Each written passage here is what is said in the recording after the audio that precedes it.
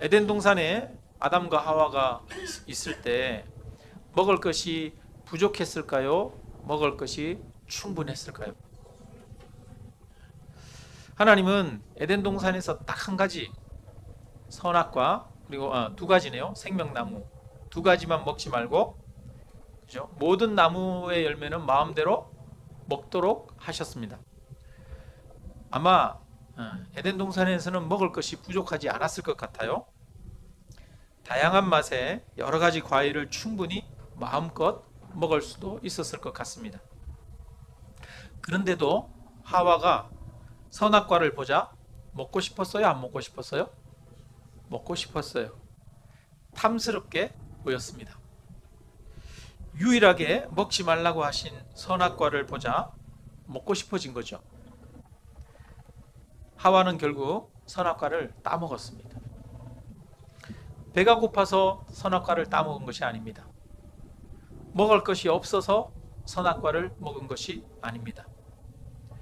먹지 말라고 한 그 나무의 열매를 보니까 더 먹고 싶어져서 먹은 것이죠. 탐심이 있어서 선악과를 따먹은 것입니다. 우리 사람은 이런 존재입니다. 탐심을 가진 존재입니다. 필요 이상의 것을 가지려고 하는 것이 사람입니다. 나한테 필요한 것을 다 가지고 있다고 해서 사람들이 더 많이 가지고 싶어지지 않느냐? 그것이 아닙니다. 안타깝게도 나에게 충분한 것이 있어도 더 많은 것을 가지고 싶어 하는 것이 사람입니다. 우리 모두가 그런 탐심의 노예입니다. 아담과 하와는 우리의 탐심에 대해서 이야기를 해주고 있습니다. 사람들은 좀 더 좋은 것, 좀 더 많은 것을 가지면 만족할 것이라고 생각합니다. 우리도 그렇죠. 조금만 더 있었으면 좋겠죠. 그렇죠? 그런데 가진 것만큼 만족도가 늘어나지 않는다는 거예요. 사람이 가진 재산과 그에 따른 만족도, 얼마나 만족한가를 표현하는 그래프가 있습니다. 사람이 100만 원을 가지고 있어요. 100만 원을 가지고 있다가 200만 원이 되면 만족도가 어떻게 될까요? 요만큼이었다가 이만큼으로 올라간다는 거예요. 사람들이 200만 원이 있다가 400만 원이 됐어요. 그럼 어떻게 될까요? 만족도가 여기서 이만큼 또 올라가요. 그러면 사람이 100억이 있다가 200억이 됐어요. 그럼 만족도가 이만큼 올라갈까요? 안 올라간다는 거예요. 내가 필요한 것 이상의 것을 가지기 시작하면 그 다음에는 100억에서 200억이 됐는데 만족도는 요거밖에 안 된다는 거예요. 1000억에서 2000억이 됐는데 만족도가 더 많이 이렇게 이만큼 생기는 게 아니라 요렇게 된다는 거예요. 그러니까 예전에는 돈이 적을 때는 돈이 100만 원이 있다가 200만 원 되니까 돈을 버니까 기분이 좋았어요. 막 만족스러웠어요. 그런데 이제는 많이 가지고 있는데 먹고 살 만한데 좀 더 늘어나도 만족이 돼요, 안 돼요?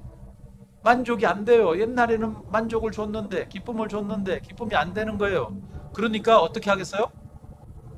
더 많이 채우면 괜찮아질 거라고 생각하는 거예요. 1000억 있는 사람은 2000억을 가지면 괜찮아지겠지 생각하고, 2000억 있는 사람은 4000억 가지면 만족이 될까라고 생각한다는 거예요. 그렇게 하면 기쁨이 채워진다, 안 채워진다? 안 채워진다는 거예요. 돈으로, 물질로 마음을 채우려고 하면 결코 채워지지 않는다는 거예요.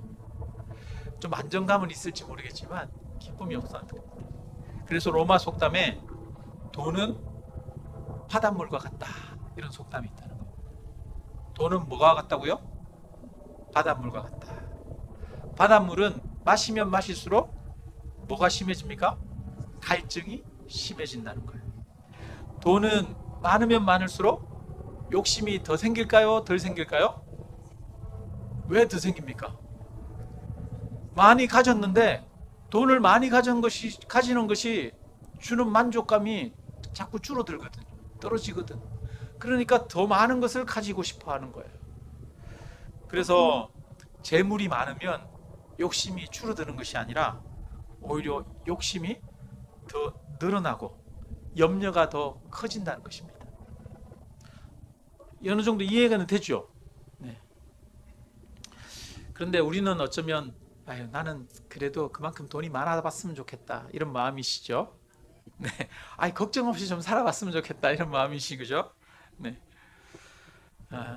근데 돈은 참 위험합니다. 많은 돈을 가지는 것은 위험합니다. 돈을 많이 가진 사람 중에 교만하지 않은 사람 본 적이 없고, 돈을 많이 가진 사람들 중에 뭔가 다른 쾌락이나 이런 것에 빠져들지 않는 사람이 없고, 돈을 많이 가지고 있는 사람들 중에 영적으로 타락하지 않는 사람들이 잘 없다는 거예요. 우리가 음식을 먹는 걸 한번 생각해 봅시다. 배고플 때 두 끼를 굶었어요. 얼마나 배고픕니까? 그럴 때 첫 숟갈을 탁 먹으면, 밥을 먹으면 정말 맛있죠. 그죠? 얼마나 밥이 꿀맛입니까? 비벼가지고 이렇게 한 입 먹으면 꿀맛이죠.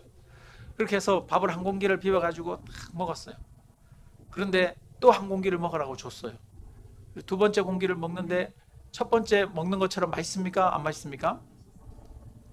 그런데 이제 배가 불러 죽겠어요. 배가 부른데 야, 이거 더 먹어 그러면서 줬어요. 맛있습니까? 안 맛있습니까? 가끔 가다 보면 부모님들이 자녀들이나 남편을 사육하는 분들이 계시더라고요. 살찌우려고 더 먹으라고 먹는 거를 좋아하시는 분들이 계셔요. 그래서 명절이나 이럴 때 먹었는데도 또 더 먹으라고 막 갖다 주고, 먹었는데 또 더 먹으라고 갖다 주고 이러는 분들 계시죠. 여러분, 근데 우리가 배부르면 음식을 더 많이 갖다 줘도 그것이 우리에게 즐거움이 됩니까? 고통이 됩니까? 그렇죠. 짜증나죠. 배부른데 짜증나는 사람들이 있어요. 그죠? 유독 소식하는 분들은 배부르면, 배 너무 많이 부르면 짜증내더라고요. 근데 저는 먹어도 또 잘 먹는데. 네. 그래서 우리가 배부를 때 음식을 주는 것은 그것이 우리에게 즐거움이 아니라 그것이 또 다른 고통이 되고 힘겨움이 되더라는 거예요. 만족도가 줄어들더라는 것입니다. 그러니까 재물도 마찬가지라는 거죠. 그런데 나는 배부를 정도로 재물을 가져봤으면 좋겠다라고 하는 마음도 솔직한 우리의 마음이기도 합니다. 그러나 넘치도록 재물을 가지는 것은 오히려 우리 인생의 고통을 일으키기도 합니다. 탐심은 우리의 삶에 많은 문제를 일으킵니다. 탐심엔 여러 가지가 있겠죠. 재물을 가지는 것도 탐심이지만 쾌락에 탐닉하는 것도 탐심이고요. 보는 것 너무 좋아하는 것도 탐심이고요. 또 먹는 것 너무 좋아하는 것도 다 탐심입니다. 사람들은 식탐 때문에 건강을 해칩니다. 달달한 것 너무 많이 먹어서 당뇨병 걸리고요. 먹은 것에 비해서 소모하는 것이 적어서 체중이 늘어납니다. 각종 성인병이 생깁니다. 사람들이 더 재미있는 것, 더 즐거운 것에 탐닉합니다. 쾌락을 탐하다가 중독에 빠지고, 중독에 빠지면 돈을 잃고 건강을 잃고 사람도 잃게 됩니다. 돈을 탐하다가 거짓을 행하고 사기치기도 하고, 돈을 탐하다가 인생의 길을 잃고 영혼도 망가지게 됩니다. 그래서 탐심은 이렇게 개인의 인생에도 많은 문제를 일으킵니다. 아까 에덴 동산에서 아담과 하와가 선악과를 따먹은 이야기를 했잖아요. 그것이 이 세상이 망가지기 시작한 근본 이유잖아요. 그럼 이 세상이 망가진 근본 이유는 선악과를 따먹은 인간의 이기심, 탐심 때문이지 않겠습니까? 그래서 이 세상의 모든 문제가 어디에서부터 시작됩니까? 탐심에서부터 시작되는 것이기도 합니다. 그래서 탐심이 내게 고통을 불러옵니다. 좀 더 많이 가지면, 그래서 좀 더 많이 가지려고 아둥바둥하는 것이 내 인생을 세우는 것이 아니라 무너뜨릴 수 있습니다. 그래서 그리스도인은 무엇을 배워야 하느냐? 자족하는 마음을 배워야 합니다. 바울이 내가 풍부에 처할 줄도 알고 내가 가난에 처할 줄도 알고 내가 일체의 비결을 배웠다고 그러지 않습니까? 풍부한데도 하나님 앞에 감사하는 거예요. 그런데 교만해지지 않는 거예요. 가난한데도 하나님 앞에 감사하며 살아갈 수 있는 거예요. 그런데 비굴해지지 않는 거예요. 이것이 바로 복음의 능력이고 하나님 은혜 안에서 살아가는 삶인 줄로 믿습니다. 그래서 우리가 나아가야 하는 것은 이것이죠. 이 세상의 것을 더 많이 소유하는 것이 아니라 이 세상에서부터 오히려 자유함을 누리는 것, 하나님 은혜 안에서 기쁨을 누리는 것이 성도의 삶인 줄로 믿습니다. 탐심은 한 개인에게도 많은 문제를 일으킬 뿐 아니라 사회적으로도 문제를 일으킵니다. 우리나라에서 이 소득 수준에 따른 전체 부에서 차지하는 그 비율을 이렇게 나타낸 통계가 있는데요. 우리나라 상위 0.1%의 사람들, 그러니까 1000명 중에 1명이겠죠. 그 0.1%의 사람들이 우리나라 전체 부의 한 몇 프로 정도를 가지고 있을까요? 네, 50%는 아니고요. 상위 0.1%가 우리나라 전체 부의 한 10% 정도를 가지고 있다고 합니다. 10%. 별로 많진 않죠. 많은가요? 네. 상위 10%의 사람들, 10명 중에 1명, 상위 10%의 사람들이 우리나라 전체 부의 얼마를 가지고 있을까요? 네. 약 56% 정도를 가지고 있대요.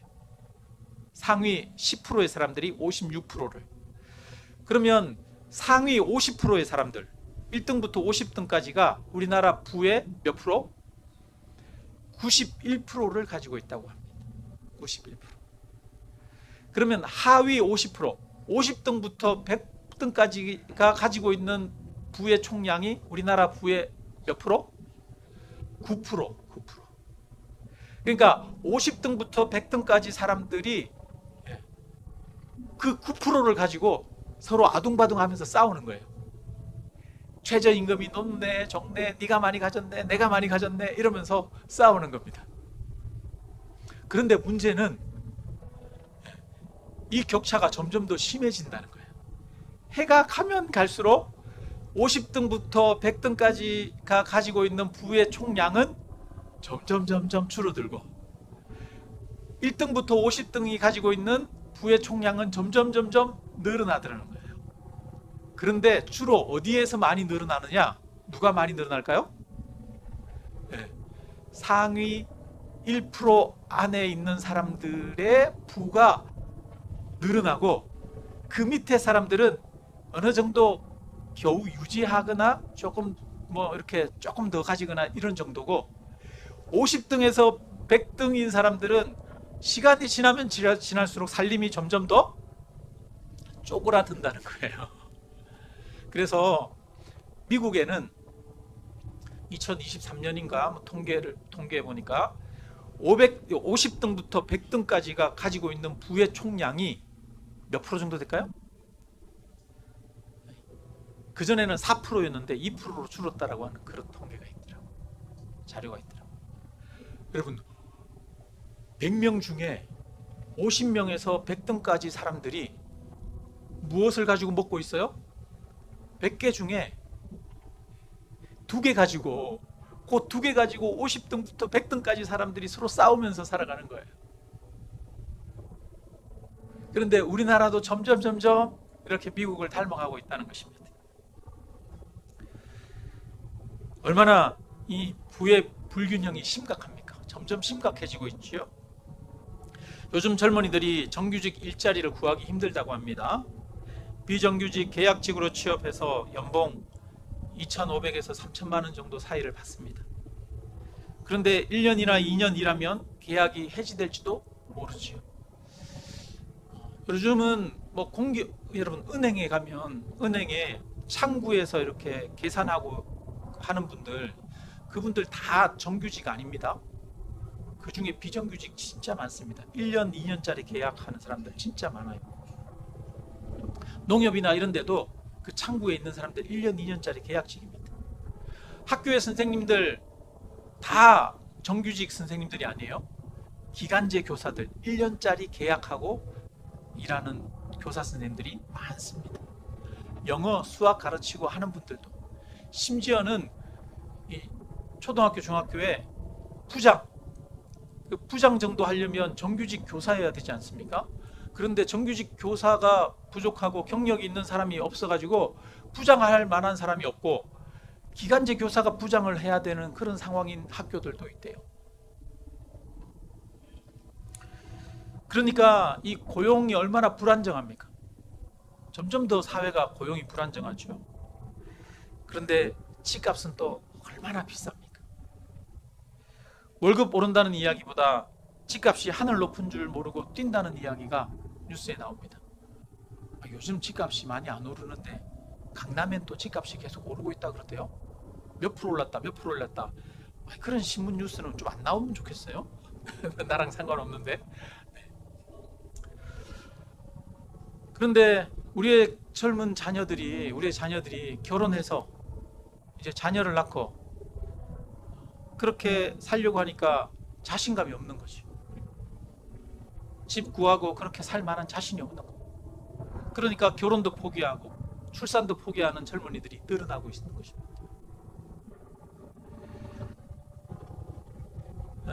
지지난주에 신명 아이마루라고 보육원에 직원 채용이 있어서 그 외부 그 직원 채용하는 심사위원으로 갔어요. 가서 직원 채용하는데 면접을 보는데 이제 30 정도 된 결혼한 우리 젊은이가 여자분이 왔어요. 그래서 이제 왔길래 이제 결혼한 지 얼마 안 됐는데 출산 계획이나 이런 건 어떻게 되는지 물어봤어요. 그랬더니 자녀를 낳을 계획이 없대요.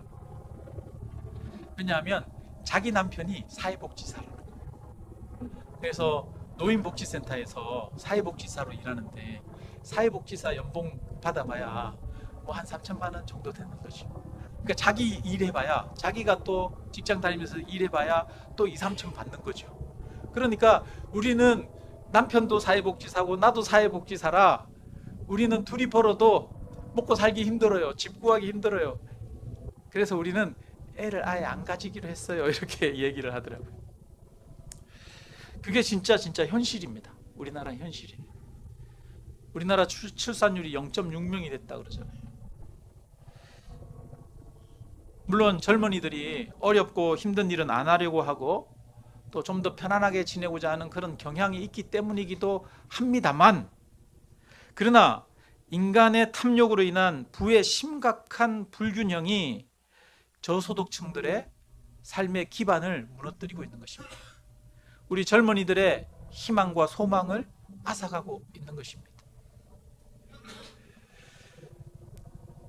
그러니까 우리가 만드는 인간의 탐욕이 만들어 놓은 오늘날 사회 시스템이 이처럼 사람들을 힘들게 하는 거죠. 살기 힘들게 하는 거예요. 인간의 기본적인 욕구가 뭡니까? 기본적인 욕구가 사랑하는 사람 만나서 결혼해서 집 얻어서 거기서 아이 놓고 살고자 하는 게 인간의 기본적인 욕구 아닙니까? 가장 기본적인 인간의 욕망, 욕구를 오히려 끊어내고 있는 거예요. 차라리 그거 안 하고 그냥 살겠다 이러는 거죠, 젊은이들이. 무엇 때문입니까? 탐욕 때문이죠. 탐욕이 만든 사회 시스템 때문이죠. 우리 사회는 최저임금을 통해서 최소 생활 수준을 보장함으로써 기본적인 생존을 할 수 있도록 해왔는데요. 그것만으로는 부의 쏠림 현상을 막을 수가 없었던 거예요. 최저임금 제도를 통해서 사람이 죽지 않고 살아갈 수 있도록 해왔는데 그걸로는 해결이 안 되더라는 거예요. 문제가 점점 더 한쪽으로 부가 쌓이더라는 거예요. 그래서 최근에는 무슨 얘기가 있냐면 부의 상한선에도 제한이 있어야 된다. 월급을 받는데 월급에 상한선이 있어야 된다. 제한이 있어야 된다. 여러분, 월급에 하한선이 있는데 상한선이 있습니까? 없습니까? 상한선은 없죠. 부의 상한선은 없어요. 무한정으로 소유할 수 있는 것이 우리 사회 시스템이죠. 인간의 탐욕이 무제한적으로 허용되어서는 안 된다라는 그런 논의가 최근에 있습니다. 그것이 옳든 그러든 그런 논의가 있다는 거예요. 탐욕을 가진 것이 인간의 자연스러운 본성이긴 하지만 인간의 자연스러운 본성이라고 해서 그것이 무조건적으로 허용되어져야 하는 것은 아닙니다. 성욕이 인간의 자연스러운 본능이지만 부적절하게 행하면 타인에게 고통을 주고 범죄가 되는 것과 같이 재물에 대한 욕심도 잘못하면 자신에게 해를 끼칠 뿐 아니라 공동체를 무너뜨리고 또 타인을 힘들게 하고 하나님 앞에서도 죄가 될 수 있는 것입니다. 오늘 본문에 우리 15절을 같이 함께 읽겠습니다. 15절. 그들에게 이르시되 물리치라. 사람의 생명이 그 소유에 넉넉한데 있지 아니하니라 하시고, 예수님이 모든 탐심을 물리치라는 거예요. 사람의 생명이 그 소유에 넉넉한데 있지 않다는 겁니다. 사람의 기쁨이, 사람의 만족과 즐거움과 행복이 그 소유에 넉넉한데 있지 않습니다. 여러분, 우리의 행복이 소유에 넉넉한데 있지 않다는 것을 진짜로 인정하십니까? 살기 너무 힘들면 인정이 안 될 수도 있어요. 우리 성도님들이 그만큼 삶이 어느 정도는 여유를 가지기를 저도 기도하고 있습니다. 갈라디아서 5장 24절에 보니까 그리스도 예수의 사람들은 육체와 함께 그 정욕과 탐심을 십자가에 못 박았느니라 이렇게 말씀합니다. 성경은 인간의 탐심을 무제한적으로 허용하지 않습니다. 지나친 탐심을 물리칠 것을 말씀하고 계십니다. 성경은 탐심을 죄라고 말씀하고 있습니다. 그래서 우리는 싸워야 합니다. 무엇과 싸워야 합니까? 내 마음 안에 일어나는 탐심과 싸워야 합니다. 바깥에 있는 적들과 싸우는 것이 아니라 내 마음 안에 있는 탐심과 싸워야 하는 거예요. 더 많이 소유하기 위해서 싸우는 것이 아니라 탐심을 극복하기 위해서 싸워야 할 줄로 믿습니다. 우리나라가 더 많이 소유하기 위해서 서로 경쟁하는 것이 아니라 자신 안에 있는 탐심을 내려놓기 위해서 경쟁하고 싸우는 그런 사회가 되었으면 좋겠습니다.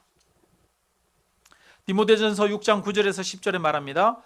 부하려 하는 자들은 시험과 올무와 여러 가지 어리석고 해로운 욕심에 떨어지나니 곧 사람으로 파멸과 멸망에 빠지게 하는 것이라. 무엇이 우리로 하여금 파멸과 멸망에 빠지게 합니까? 부하려 하는 것이 우리를 파멸과 멸망에 빠지게 합니다. 돈을 사랑함이 일만 악의 뿌리가 되나니 이것을 탐내는 자들은 미혹을 받아 믿음에서 떠나 많은 근심으로 자기를 찔렀도다. 탐욕은 자기를 찌르는 거예요. 탐욕은 나를 행복하게 하고 나를 만족하게 하고 나를 위한 것이 아니라 탐욕은 나를 해롭게 하는 거예요. 나를 죽이는 거예요. 나를 찌르는 것이다 라고 그렇게 성경은 표현하고 있습니다. 잠언 1장 19절에 보니까 이익을 탐하는 모든 자의 길은 다 이러하여 자기의 생명을 잃게 하느니라. 여러분, 탐욕이 지나치면 망하게 되고 탐심 때문에 생명을 잃게 된다고 말씀합니다. 한 개인뿐 아니라 한 사회도 탐욕이 지나치면 망하게 되고 무너지게 됩니다. 그런데 오늘날 시대는 탐심 자체를 심각한 죄로 생각하지 않는 경향이 있습니다. 자본주의는 인간의 탐욕을 무제한적으로 허용하는 경향이 있습니다. 나아가 자본주의는 탐심을 미덕처럼 이야기하기도 합니다. 어떤 성도들은 이 자본주의가 성경에 부합하는 성경적인 경제 제도라고 생각하는 경향이 있는 듯합니다. 여러분, 자본주의는 성경적인 경제 제도입니까? 아닙니다. 하나님은 한 개인의 소유권을 인정하지만 무제한의 탐욕을 인정하지는 않습니다.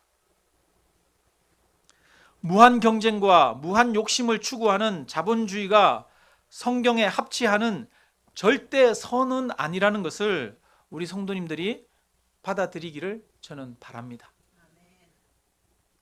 인간은 이기적인 존재이고 탐심을 가지고 있기 때문에 개인의 소유를 인정하고 노력에 대한 대가를 얻을 수 있도록 보장해 주는 것이 필요하지만 지나친 탐심이 가져오는 부작용을 줄이기 위한 사회적 제약과 노력들이 필요합니다. 너무 무겁고 힘든 얘기를 해서 이제는 좀 가벼운 얘기를 좀 해야 되겠습니다. 이어서 보면은 예수님께서 이제 비유로 한 부자에 대해서 말씀하시는데요. 16절부터 19절입니다. 우리 여기서 보면은 이 부자가 계속해서 나라고 하는 단어, 내가, 내라고 하는 단어를 말하고 있는데요. 우리가 읽으면서 내가, 내 이런 표현을 한번 주목해 보면서 세보면서 읽어보면 좋겠습니다. 우리 16절부터 19절 같이 읽습니다.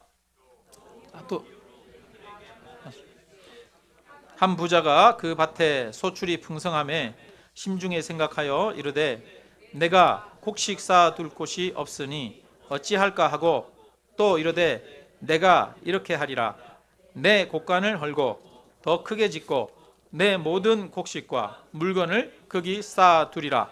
또 내가 내 영혼에게 이르되 영혼아 여러 해 쓸 물건을 많이 쌓아두었으니 평안히 쉬고 먹고 마시고 즐거워하자 하리라 하되. 여기 보니까 나라고 하는 단어가 6번이나 등장하고 있습니다. 부자는 이것을 누구 것이라고 생각합니까? 이거 내 것이다 이렇게 생각하는 거예요. 그래서 부자는 나를 중요하게 여기는 것이에요. 우리도 다 나를 중요하게 여기는 마음이 있지 않습니까? 그리고 여러 해 쓸 물건을 많이 쌓아두었으니 먹고 마시고 즐거워하자 이렇게 말합니다. 그런데 하나님이 뭐라고 말합니까? 야 그게 네 거냐 이렇게 묻는 거예요. 야 이건 내 건데 이건 내 거야 이러는데 하나님은 야 그게 네 거냐 이렇게 묻습니다. 20절 같이 읽습니다. 20절 하나님은 이르시되 어리석은 자여 오늘 밤에 내 영혼을 도로 찾으리니 그러면 내 준비한 것이 누구의 것이 되겠느냐 하셨으니. 야 네가 그렇게 쌓아놓고 막 하는 거 그거 야 내가 너 오늘 밤에 네 영혼을 거둬가면 그건 네 거 아니야. 그건 남의 거야. 남의 거야. 그건 누가 가지고 갈지 네가 어떻게 알아? 이렇게 묻는 거죠. 하나님은 네가 창고를 크게 만들고 가득 쌓아놓고 준비한 것이 너의 것이 아니다 라고 말합니다. 아무리 많은 것을 가져도 그것은 그 사람의 것이 아닙니다. 죽으면 쓸 수도 없고 만질 수도 없는 것 아니겠습니까? 죽으면 내 것이 아니라 다 남의 것이 됩니다. 그래서 많은 것을 쌓아 놓았다고 해서 내 것이 아니라 내 것은 뭐가 내 것이 되겠습니까? 내가 가지고 있는 것이 내 것이 아니에요. 뭐가 내 것이 됩니까? 내가 쓰는 것이 내 것입니다. 그렇지 않겠어요? 그죠? 여러분 내가 가지고만 있으면 그건 내 건 아닙니다. 그죠? 남의 겁니다. 남의 거. 내가 써야 내 것이 되는 거예요. 그렇지 않아요? 그래서 우리가 쌓는 것도 중요하지만 쓰는 게 중요하다는 겁니다. 우리가 잘 써야 합니다. 쓸 때 써야 합니다. 그런데 잘 쓰는 게 쉬울까요? 어려울까요? 여러분 돈을 쌓는 게 어려울까요? 쓰는 게 어려울까요? 여러분 돈 쌓는 것도 어렵잖아요. 재물을 쌓는 거 얼마나 어렵습니까? 힘듭니다. 그죠? 그런데요 재물을 쌓는 것보다 더 어려운 거는 재물을 쓰는 게 더 어렵습니다. 잘 쓰는 게 어렵습니다. 잘 쓰는 게 어려워요. 우리 아는 분들 아실 텐데 제가 처음 목사로 그 교육전도사로 사역하던 교회 담임 목사님 제가 말씀 많이 드렸죠. 가끔 가다가 정기적으로 한 번씩 전화 드립니다. 그래서 안부 말씀도 드리고 교회는 어떤지 상황도 이렇게 얘기하고 또 조언도 구하면 목사님이 얘기도 해주시고 그러거든요. 인생의 조언을 해주실 때도 참 많아요, 목사님이. 한 2달 전에 이제 통화를 했는데 이제 목사님과 통화하면서 목사님이 이제 돈과 관련된 이야기들을 좀 저한테 해주시더라고요. 주변에 은퇴한 목사님들, 그 목사님도 지금 이제 70이 간 넘으셨는데 주변에 은퇴한 목사님들이 많이 있다는 거예요. 많이 있는데 그 중에 보니까 돈을 제대로 쓸 줄 아는 사람들이 많지 않더라는 거예요. 나이가 들면 들수록 더 인색해지는 분들이 많고, 또 목사님들이 어디 가서 대접받으려고 하고 뭐 얻으려고 하고 이러는 분들이 더 많더라는 거예요. 그러면서 제가 그 교회 가기 전에 한 2년 동안 그 이전에 다른 교회에서 그 신학생 때였어요. 신학생 때 그 교회 화장실 청소하고 교회 예배당 청소했어요.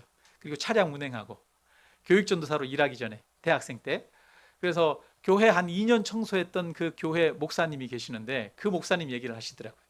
그 목사님이 이제 80세가 넘으셨는데, 근데 그 목사님은 돈을 쓸 줄을 알아, 이런 얘기를 하시더라고요. 주변에 많은 사람들이 정말 돈을 제대로 쓰는 방법을 모르는데 그 목사님은 돈을 쓸 줄 안다는 거예요. 80이 넘으셨는데 그렇다는 거예요. 돈을 막 쓰는 게 아니라 돈을 정말 아름답게 쓰는 거지요. 돈을 잘 쓰더라는 겁니다. 그러면서 이 돈을 잘 쓰는 게 정말 어려운 일이다. 쉬운 일이 아니다. 그리고 어떻게 나는 돈을 쓸 것인가 라고 하는 계획을 잘 세워야 된다. 이런 말씀을 하십니다. 그러면서 목사님이 세웠던 그 돈을 쓸 계획, 이 철학에 대해서 저한테 말씀하시는데, 목사님은 70세가 될 때까지 돈을 조금씩 모으셨대요. 그런데 70이 되고 나서는 돈을 모으는 것을 그만뒀대요. 그리고 그때부터는 돈을 이제 지금까지 모았던 것을 더 이상 모으지는 않고 잘 쓰려고 노력하고 있다고 그렇게 말합니다. 왜냐하면 조금 있으면 어떤 때가 와요? 쓰고 싶어도 쓸 수 없는 때가 온다는 거예요.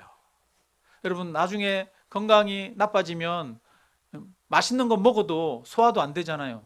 그죠? 좋은 거 먹을 수도 없지 않습니까? 또 뭐 어디 좋은 거 보러 가고 싶어도 어디 갈 수 있습니까? 갈 수도 없죠. 그래서 무엇인가 하고 싶어도 일을 할 수 없을 때가 오는 거죠. 힘들어서 못하는 시기가 옵니다. 그래서 아직 체력이 좀 남아있고 움직일 수 있을 때에 주변 사람들도 챙기고 나누면서 살겠다고 그렇게 말씀하십니다. 그리고 나중에 나이가 들어서 더 이상 내가 활동하고 움직이기 힘들어지면 그때부터는 더 이상 내 돈이다 아니다, 내 돈이 아니다, 이런 이야기를 하시더라고요. 그러니까 우리가 죽으면 내 돈이 아닌 게 아니라 더 이상 활동하고 움직일 수 없으면 그때는 더 이상 내 돈이 아니다. 그런 생각으로 살아가고 계신다고 70세가 이제 넘으신 목사님께서 평소에 세워놓았던 경제 철학에 대해서 이야기를 하셨습니다. 오늘 본문에도 오늘 밤에 내 영혼을 도로 찾으리니 그러면 준비한 것이 누구의 것이 되겠느냐, 이렇게 말합니다. 내가 준비한 것이 내 것이 아닐 수도 있습니다. 그래서 우리는 잘 사용해야 합니다. 잘 써야 내 것이 되는 거죠. 그러면 어떻게 써야 하느냐? 우리 21절을 같이 읽겠습니다. 자기를 위하여 재물을 쌓아두고 하나님께 대하여 부요하지 못한 자가 이와 같으니라. 자기를 위하여 재물을 쌓아두는 자가 부요한 자가 아니라는 겁니다. 그리고 하나님께 대하여 부요한 자가 진정한 부요한 자라는 것입니다. 우리는 하나님께 대하여 부요한 자가 되어야겠습니다. 사람은 탐심을 가지고 있습니다. 나를 위해 재물을 쌓아 만족을 얻으려는 마음이 있습니다. 그러나 재물은 쌓아도 만족이 없습니다. 우리는 재물에 대한 욕심을 버려야 합니다. 탐심을 버려야 합니다. 여러분, 그러면 재물에 대한 욕심을 우리는 어떻게 버릴 수 있습니까? 그것이 버려집니까? 안 버려집니까? 안 버려지잖아요, 여러분. 안 버려집니다. 귀신을 쫓아내면 그 다음에는 7 귀신이 들어오죠. 그것처럼 탐심을 버리려고 그러면 또 다른 탐심이 또 들어오죠. 안 버려집니다. 그러면 떠나간 자리에는 다른 것으로 채워야 돼요. 탐심을 버리면 우리가 그냥 탐심을 버려야지 그러면 버려지는 게 아닙니다. 탐심을 버리는 게 아니라 다른 것을 소유하는 데서 오는 그 안정감과 기쁨을 다른 것에서 얻어야 되는 거예요. 무엇에서? 하나님에게서 얻어야 되는 거예요. 하나님을 통해서 안정감과 기쁨을 얻고 하나님에게서 충만함을 얻어야 이 탐심이라고 하는 것이 버려지는 거예요. 그래서 너희는 하나님에 대해서 부유한 자가 되라고 하는 것입니다. 그러니까 우리가 갈망하는, 우리가 추구하는 대상이 바뀌어야 되는 겁니다. 재물을 소유함으로써 얻으려고 하는 것이 아니라, 재물을 대상으로 삼는 게 아니라 하나님을 대상으로 갈망해야 합니다. 방향이 바뀌어야 합니다. 그래서 하나님을 바라보고 하나님과 교제하고, 그리고 하나님 앞에 부유한 자가 되기 위해서 이 땅 가운데서 보람 있는 삶을 사는 거죠. 나누고 섬기고 사랑하는 삶을 사는 거예요. 이 땅 가운데 하나님의 사랑과 하나님의 의가 이루어지는 것을 나의 기쁨으로 삼고 그것을 위해서 기도하며 살아가는 거예요. 어떤 사람은 그런 분들이 있더라고요. 뭔가를 막 소유하려고 애를 쓰다가 봉사를 했는데 봉사하니까 봉사가 기쁘더라는 거예요. 그래서 어떤 사람은 봉사 중독이 되는 사람들이 있어요. 그렇지 않습니까? 봉사를 했더니 봉사로부터 함으로 얻는 기쁨이 큰 거예요. 보람이 있는 거예요. 그러니까 점점 더 이 봉사가 중독이 되어지는 거예요. 그것처럼 우리가 소유해서 얻는 기쁨이 아니라 우리가 하나님을 통해서 얻는 기쁨, 사람들을 섬기면서 사랑함으로써 얻는 기쁨이 우리에게 채워져야 할 줄로 믿습니다. 그래서 오늘 설교 제목을 탐심을 버리라 이렇게 말한 게 아니라, 그럼 탐심을 버리는 방법은 무엇이라고요? 하나님을 갈망하라는 것입니다. 하나님 앞에 부유한 자가 되라는 것입니다. 그래야 우리가 탐심을 이길 수 있다는 것입니다. 한 가지만 말씀드리고 마치겠습니다. 지난주에 마다가스카르에서 있었던 한 가지 소식을 전하겠습니다. 올해 88세 되시는 김창열 선교사님이 2년 전에 86세 때 마다가스카르, 여러분 마다가스카르는 저 아프리카 나라잖아요. 마다가스카르 우리나라에서 한 번에 가는 비행기도 없습니다. 거기 가려면 케냐나 이런 데로 가가지고 거기서 다시 비행기 타고 또 들어가야 하는 그런 나라인데요. 거기에 2년 전에 침술 봉사를 하고 또 우리나라 쌀을 가지고 가서 농사 지어서 그 사람들에게 이 쌀 농사하는 법을 가르쳐 주기 위해서 농업 선교를 위해서 들어가셨어요. 86세에 여러분 비행기 타다가 가다가 죽을지도 모르는 나이 아닙니까? 그런데 내가 죽으면 죽더라도 어디 가서 죽겠다? 내가 아프리카 선교지에 가서 죽겠다. 내 삶을 마지막을 하나님을 위해서 쓰겠다. 이렇게 하면서 간 거예요. 그렇게 해서 2년 전에 이제 마다가스카르 가가지고 거기서 1년 정도 지내면서 정착하고 그 다음에 사위와 딸을 불렀어요. 사위는 올해 58세 되는 이리문 목사님이에요.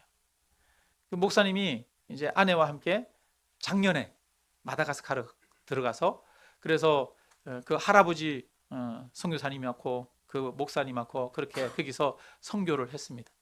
그런데 지난주에 그 교회에 강도가 들었어요. 칼과 그 다음에 총을 든 무장강도 7명이 들어와서 그 88세 되시는 김창열 선교사님과 58세 되시는 이문 선교사님을 총으로 쏴서 죽였다고 합니다.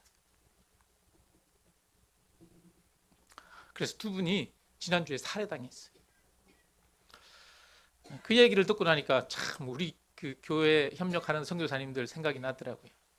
네. 차드에서 선교하고 계시는데 우리나라 대사관도 없는 오지에서 선교하고 계시고 이슬람 지역에서 이런 얘기하면 안 되는구나. 이름을 얘기하면 안 되는구나. 네. 또 선교사님은 이집트에서 그렇게 계시지 않습니까? 언제 어떻게 될지 모르는 그런 나라에서 선교하고 계십니다.